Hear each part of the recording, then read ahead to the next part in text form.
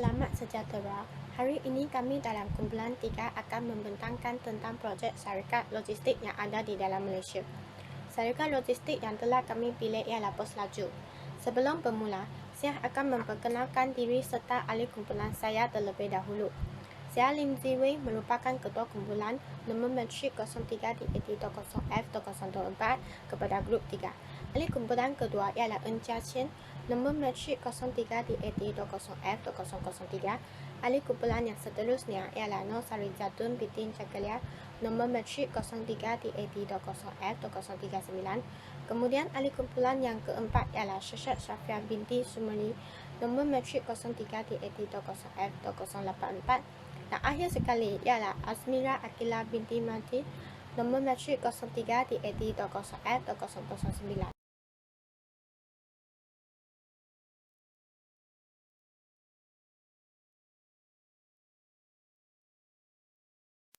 Nama saya Lim Ziwei. Saya bermula membentangkan latar belakang syarikat Pos Laju.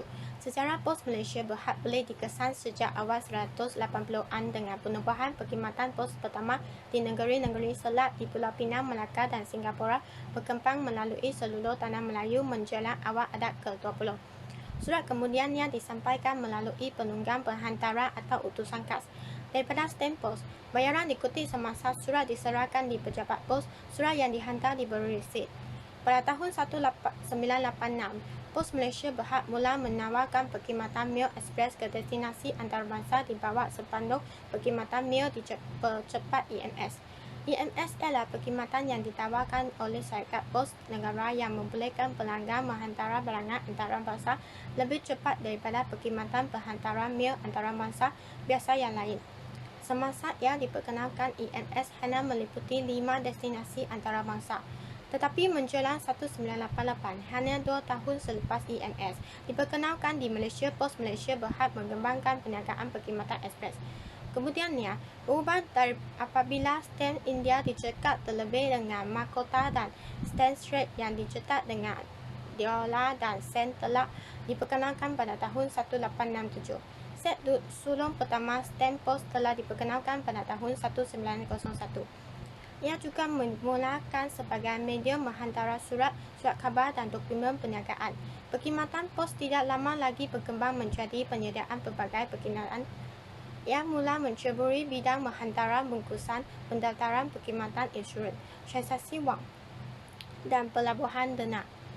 Perkhidmatan kos yang kemudiannya dikenali sebagai Jabatan Perkhidmatan Pos. Jabatan Perkhidmatan Pos JPA juga mulai menjadi ahli pelbagai perkhidmatan bagi pihak Jabatan Kerajaan. Ia mula mengutip bayaran bil elektrik, penjualan lesen anjing, pembayaran pencen, penjualan lesen televisyen dan lain-lain. Pada tahun 1992, Pos Malaysia Berhad telah dikorporatan daripada JPA. Pada September 2001, Pos Malaysia Berhad telah disenaraikan di Bursa Saham Kuala Lumpur. Kini dikenali sebagai Bursa Malaysia Berhad melalui pengibilakan terbalik bila Alif Berhad dengan mengambil alih status penyelenggaraan hari ini.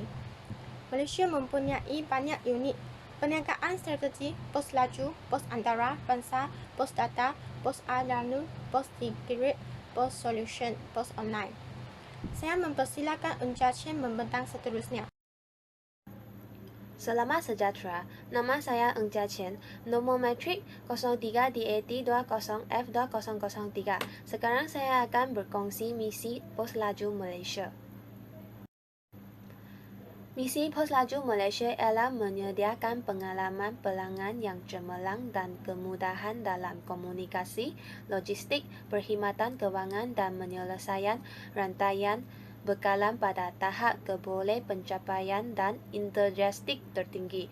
Mereka juga bentuk dan menawar perkhidmatan yang berkualiti, boleh dicapai tetap pada masanya dan inovatif kepada semua pelanggan dan rakan kongsi kami serta menyediakan perkhidmatan logistik dan penyelesaian perniagaan yang berkaitan melalui kecekapan sistem dan rangkaian kami. Seterusnya, saya akan berkongsi visi Pos Laju Malaysia. Salah satu visi tajuk ini ialah menjadi pemimpin yang dipercayai dan menyampaikan penyelesaian fizikal dan digital bersepadu supaya menghubungkan Malaysia dan luar untuk hari ini dan esok. Kami menghubungkan rakyat dan perniagaan Malaysia di tempat kerja dan di rumah, dalam talian dan luar talian. Kami melangkui pandai kami dengan menghubungkan rakyat Malaysia dengan dunia luar dan dunia dengan rakyat Malaysia melalui rangkaian luas dan titik sentuh kami. Kami terus berkembang bersama pelanggan dan teknologi kami berinovasi untuk kekal relevan untuk masa hadapan, menyampaikan produk dan perkhidmatan baharu yang mudah dengan penekanan yang kuat pada pasaran e-datang yang berkembangan pesat. Akhir sekali, saya akan berkongsi lembagan pengarah dalam Pos Laju Malaysia. Datuk Seri Said Fazal Abang bin Said A. Abang, dia di dalam Pos Laju mengambil jawatan pengerusi atau pengarah bukan eksekutif bukan bebas. Seterusnya ialah Datuk Puteri Rukiah binti Abdul Majid, dia di dalam Pos Laju mengambil jawatan pengarah bukan eksekutif bebas. Akhirnya ialah Dr. Isri bin Abdullah Das Mustri, jawatannya juga ialah pengarah bukan eksekutif bebas. Ini sahaja daripada saya. Terima kasih. Assalamualaikum dan selamat sejahtera. Saya Nur Syarizatu Miti Zakaria, nombor pendaftaran 03 DAT 20F2039. Hari ini saya akan membentangkan tajuk Carta Organisasi, Polisi dan Objektif untuk Perkhidmatan Pos Laju. Pertama sekali, struktur organisasi ini merujuk kepada usaha dalam menjalankan tanggungjawab serta menspesifikasikan tugas atau kerja yang perlu dilakukan dalam sesebuah organisasi untuk mencapai matlamat organisasi. Seterusnya, the span of control for this organization is wide. Seterusnya, saya akan terangkan carta organisasi untuk Pos Laju ini. Pengarah eksekutif akan memberi arahan kepada Jabatan Perkhidmatan Kerjasama dan Jabatan Perkhidmatan Program. Seterusnya, kita akan lihat pengurus kewangan dan operasi serta pengurus komunikasi dan maklumat. Mereka ini akan menerima arahan daripada Jabatan Perkhidmatan Kerjasama. Manakala pengurus pemantauan dan penilaian serta pengurus kanan program akan menerima arahan tugas daripada Jabatan Program. Okey, sekarang kita akan lihat untuk penolong pengurus kewangan dan pembantu operasi. Unit-unit ini akan menerima arahan serta tugas daripada pengurus kewangan dan operasi. Manakala pegawai IT serta penolong pengurus pemerintah akan menerima arahan daripada pengurus komunikasi maklumat. Seterusnya kita akan beralih kepada bahagian Jabatan Perkhidmatan Program. Jabatan ini akan memberi arahan tugasan-tugasan kepada pengurus pemantauan dan penilaian serta pengurus kanan program teknikal. Dan akhir sekali, pegawai sokongan akan mendengar arahan dan menjalankan tugas untuk pengurus kanan program teknikal.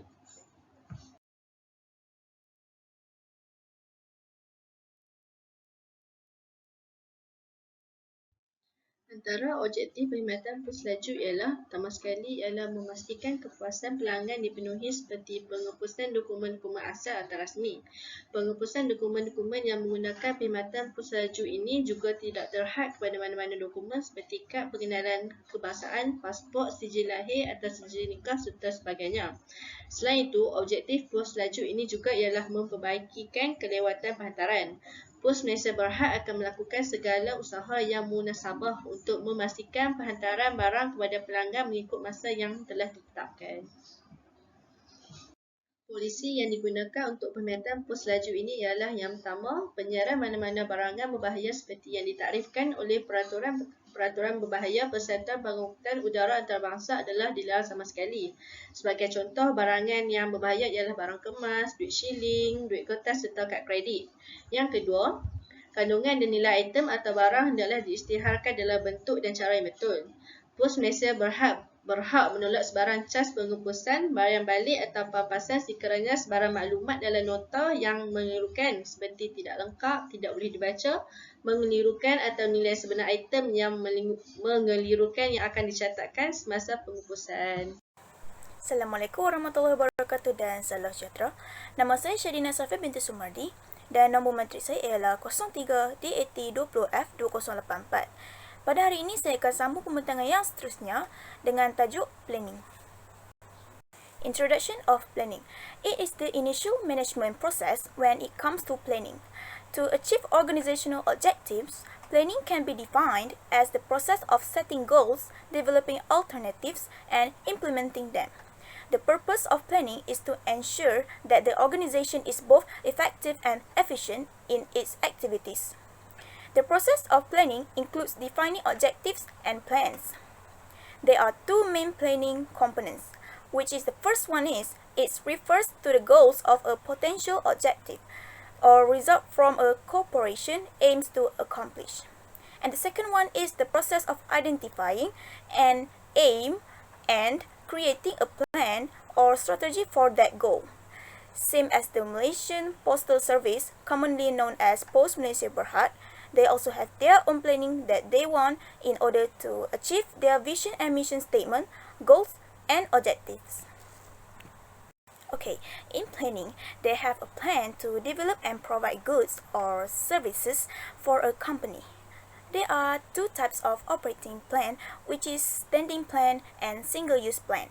Standing plan are used to answer often recurring organizational concerns and issues, while single-use plan is a plan that handling some traditional non-recurring organizational circumstances. Okay, so for standing plan consists three types of plans, which is policy, procedure, and rule. As for single-use plan, it is also divided into three types of plan, such as program, project, and budget.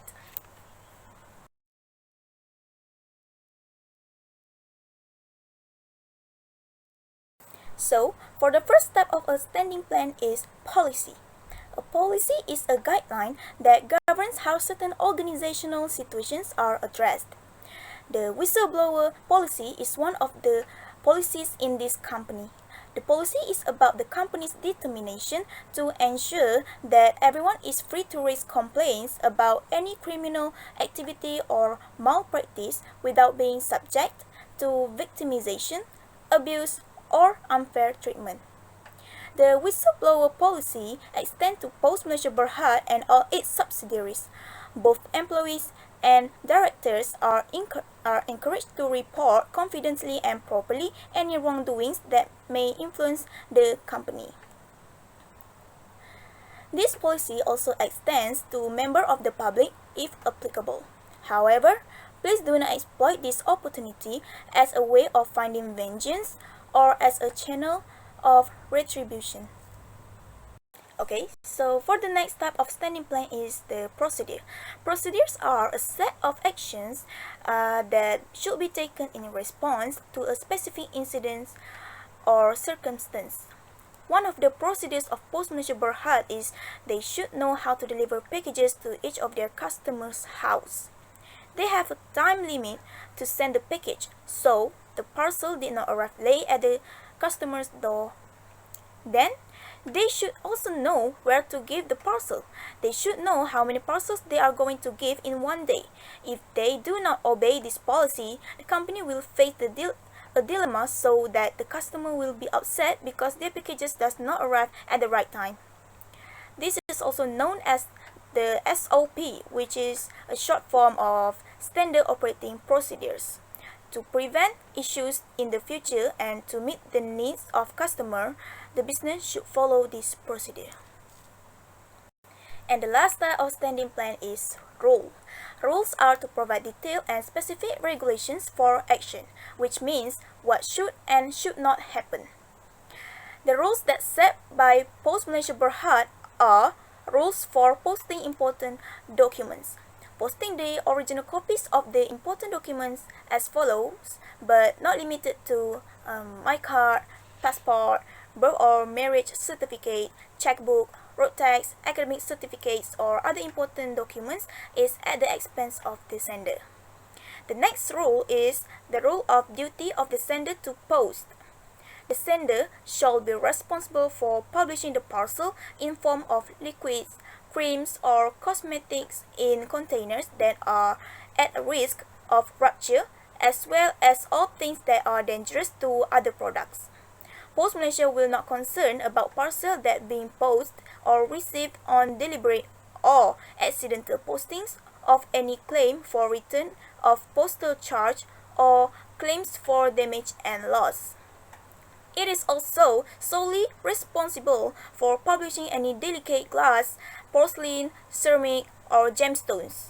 Even though all these items has been insured through Post Malaysia, still, Post Malaysia shall not be liable for damage caused or indirect loss claims.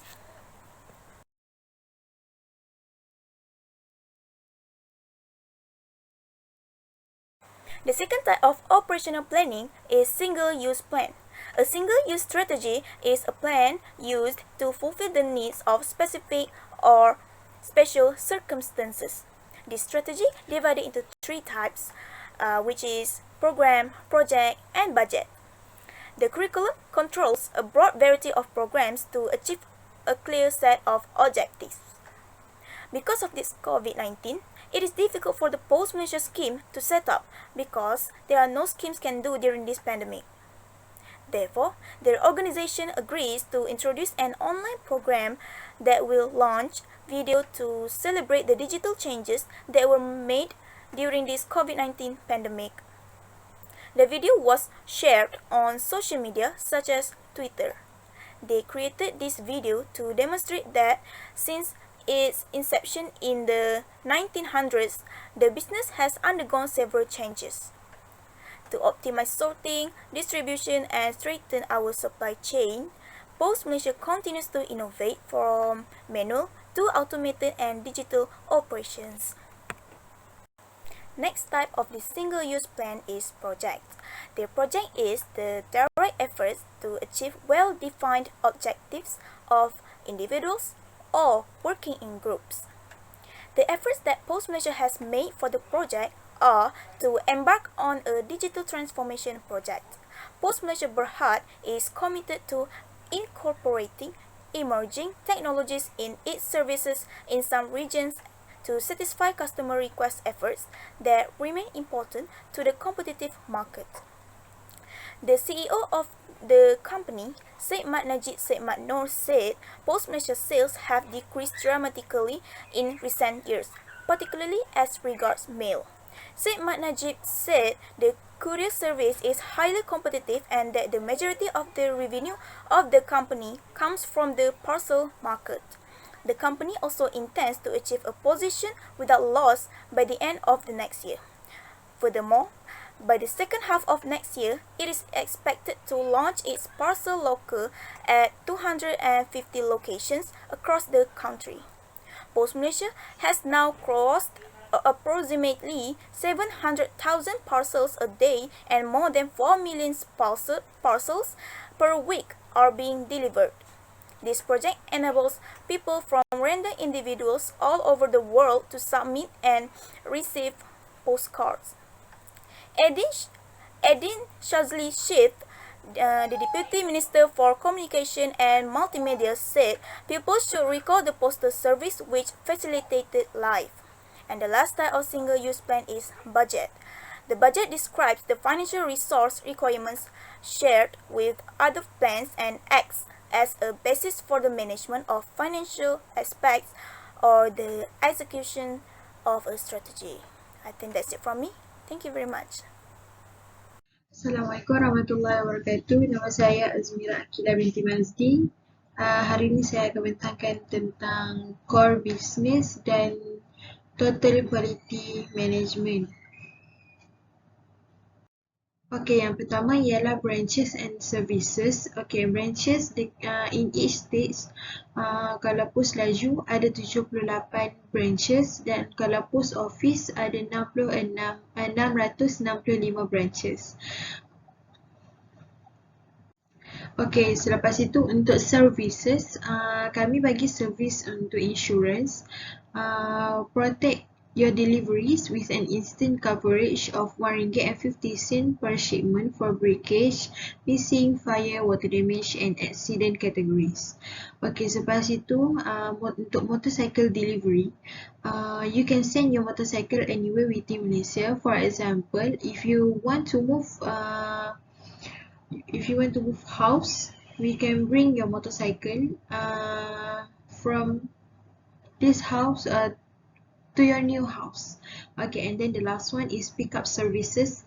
You can have your documents, merchandise or parcel pick up and delivered from your doorstep, which is if you want to send your document from your house to someone, you can post the documents to post the Laju or post office, and then we can send it to the person that you want to send.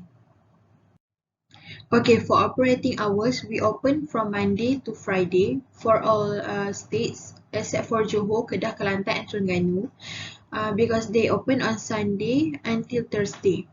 Okay, and then for Peninsula Malaysia, we open at 8:30 a.m. until 5:30 p.m.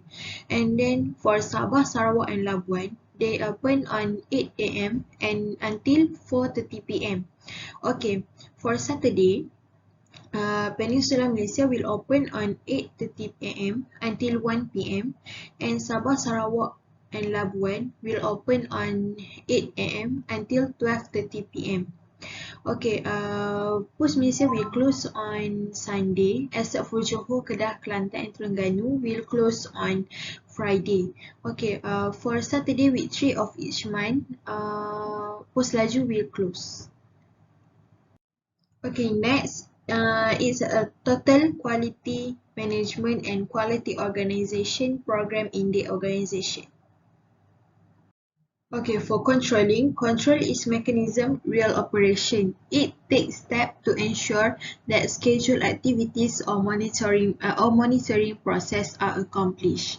Okay, this is some of the post Malaysia's control, which is a first concomitant control, which is a direction control, and next is screening control, which is a yes or no control, and lastly is post action control, which is corrective control.